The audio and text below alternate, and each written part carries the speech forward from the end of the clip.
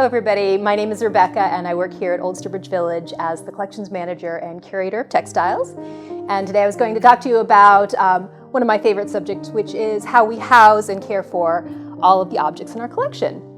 As you might know, we have over 40,000 objects in our collection, ranging from large oversized equipment and vehicles, all the way down to tiny little packages of needles and thimbles and other small things. So you can imagine that it's actually quite a challenge to figure out how to store all of these different types of objects as our collection is so broad. And what might work for one object, like a vehicle, certainly would not be appropriate for something small like our glass flasks or ceramics. One of the things that we have been doing over the past few years is working really hard to come up with some better storage mechanisms, including some custom boxes for some of our most fragile and smallest and most delicate objects. We had a few years ago installed new compact shelving, and as you can imagine, things that were pretty secure on standard shelves, that added sort of challenge of the movement of the shelves made us rethink some of the ways that we were storing particularly our small glass bottles and our flasks, which tend to be a little bit on the tippy side.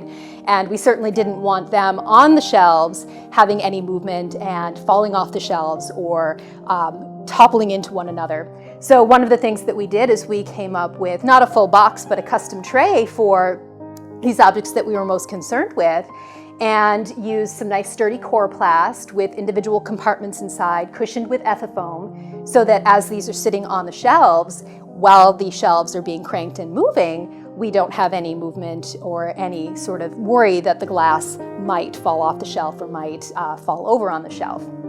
And of course, one thing that I have to say is, while we're making these boxes, we're always conscious of being able to find the things easily on the shelves and make sure that we don't have a lot of undue handling and picking up things that we don't need to.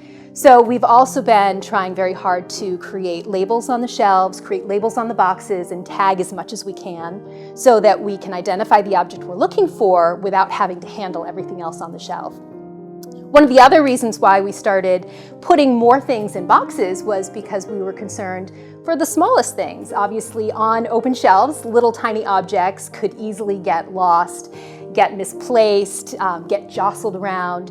So we wanted to be able to put like with like and put all the small objects into boxes.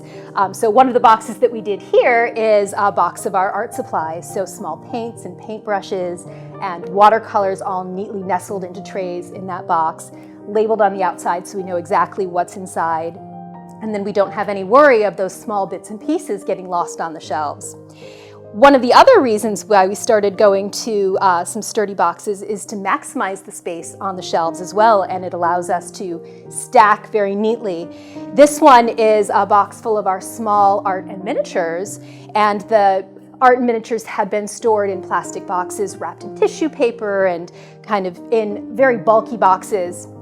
And with a little bit of work and effort, we were able to create custom trays that fit very neatly into this banker's box. And each piece has its own little compartment, labeled, of course, so we know exactly what number, accession number for each object.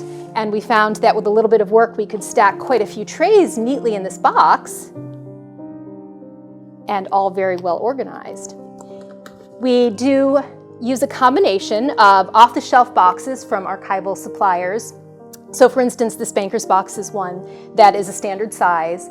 The trays inside we constructed ourselves, so you can actually buy flat sheets of coroplast, which is just a plastic corrugated material that's archivally inert.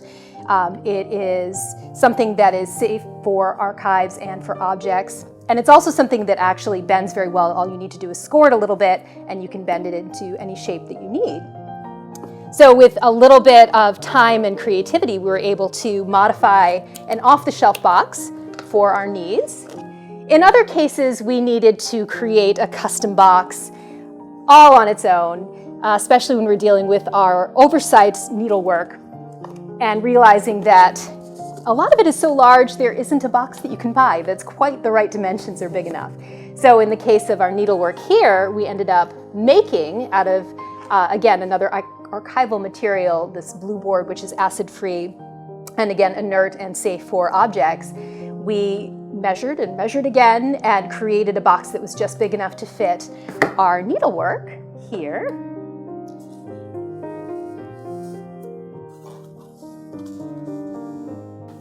So this is nicely stored. It is protected from the dust and light, and it also has an advantage of, now that it's safely boxed, we can stack it with a few others on its shelf and again maximize the space.